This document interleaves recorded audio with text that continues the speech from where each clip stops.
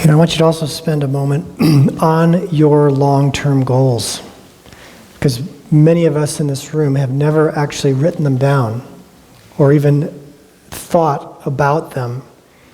And he who aims at nothing hits it.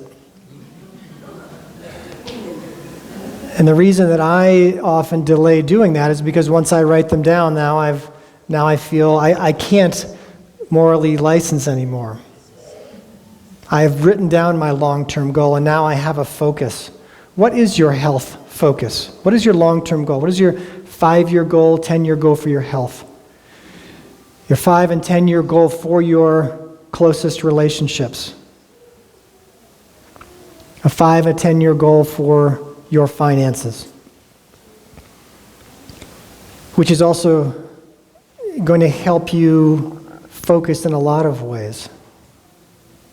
It's going to help you pray, right? That's one of the things prayer does, is it actually establishes long-term goals for us, which is incredibly helpful for the brain. It's basically steering you. This is the direction I'm going. And your spiritual life. We are here at a retreat. The long-term goals of our spiritual life. Most of us have done the most moral licensing in our spiritual lives. And if you do that, you will sabotage yourself.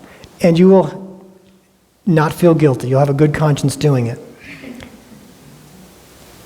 Reading your Bible. If you say, anything that you say is good when you do it and bad when you don't do it, is free reign, free ground for moral licensing. If it's good when you read your Bible and bad when you don't, good when you pray and bad when you don't, anything that you have done like that is susceptible, is subject to moral licensing. So if you set your goals of spiritual life as, I want to get closer to God, I want to communicate with God. Now there is a goal that prayer and reading your Bible may be steps to achieve. But if you make anything, good or bad, if you do it or not, then I can promise you, if you do it one day, you will probably be able to say, I don't need to do it the next day. You'll easily justify getting out of it. That's how our minds work. And I want to educate you as to how the brain works so that you can be wise and say, oh, I can see that. I can see that. I see it in myself. Doctors are some of the biggest moral licenses. We have this, position in society, so we get to morally license a lot of things. We get to treat people poorly. Brush people aside, dismiss people, be gruff with people. Because why? Because we're so virtuous. We're doing such good for society. Right? This is, and you see it in politicians and famous people. And a lot of this is behavior that's justified on the basis of your position, or the fact that you believe you've worked so hard or done so much good that you then can excuse not treating people well. So I want you to spend a few minutes, those categories of what you moral license, and then some long-term goals. I want you to just a few words, what would you like to see to describe a long-term goal of your spiritual life, your health, your relationships, your finances?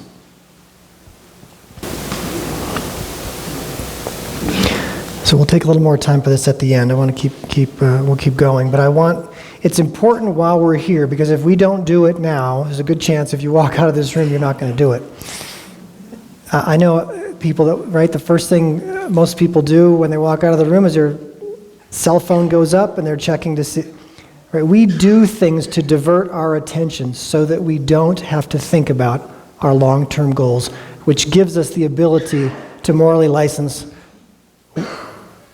a lot of things. Exodus chapter 32, verse 21. The Bible is full of moral licensing. And now that your eyes are open to it, we're going to look for some of this. And Moses said to Aaron, "What did this people do to you that you've brought such a great sin upon them?" And Aaron said, "Let not the anger of my Lord burn hot." Again, Aaron could see that Moses was losing it. "You know the people, they are set on evil. For they said to me, 'Make us gods who shall go before us.' And as for this Moses, the man who brought us up out of the land of Egypt, we do not know what has become of him."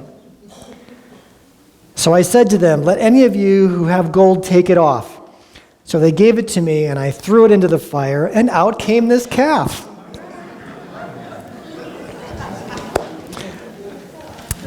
God has a sense of humor. That is one of the humorous passages in all of Scripture. Now, I did hear at the break, more than one person came up to me and said that the gold could have been colloidal gold, which turns the water red. So there may be some other interpretations of the drinking of the water, so be aware. It may be some other things that were happening back then. So Aaron, let's just talk about Aaron. Aaron is the older brother of Moses. He's 3 years older. Grew up with the same father. And this episode gives us a little bit of insight into Aaron's personality. Was Aaron a really strong man or sort of a weak man? Yeah. So you also get the idea that maybe Aaron's father wasn't particularly strong either, which is going back to yesterday's thoughts on, maybe one of the reasons Moses was where he was. So Moses is also, talking with Aaron about this. The people, we have to understand, they have already talked about going back to Egypt, and they've already talked about stoning Moses and Aaron. So every day Moses is on the mountain, Aaron is getting a little more nervous. He is not excited about the whole situation. He sees the unrest.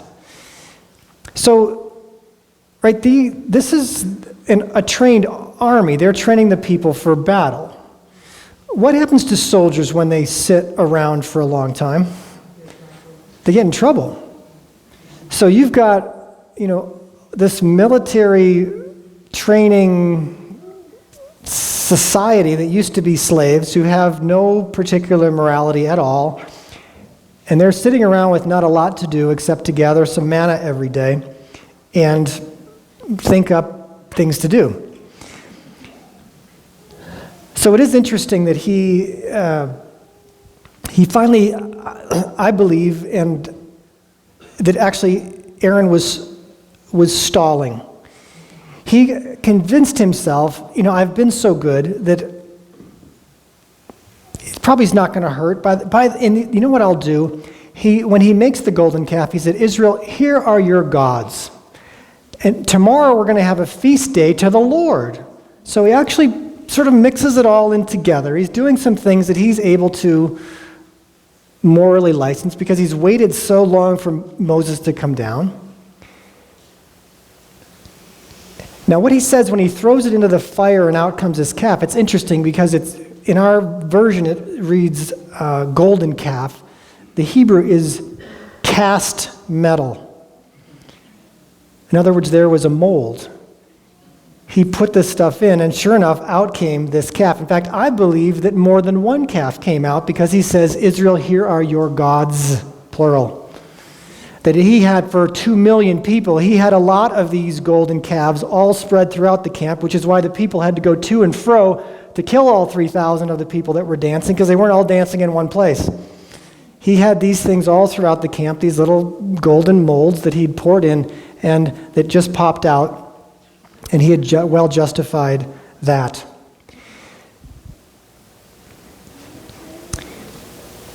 The irony is that Aaron, as we just read earlier, was up on the mountain, eating and drinking with God himself, not long ago, 40 days ago.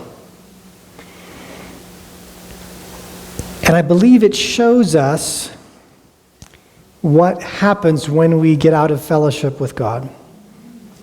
Right, we have this great presence. You are here. You're enjoying yourselves. I can see it on your faces.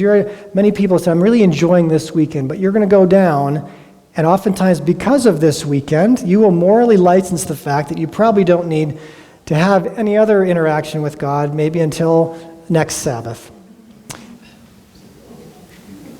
You see what happens. As the time gets longer,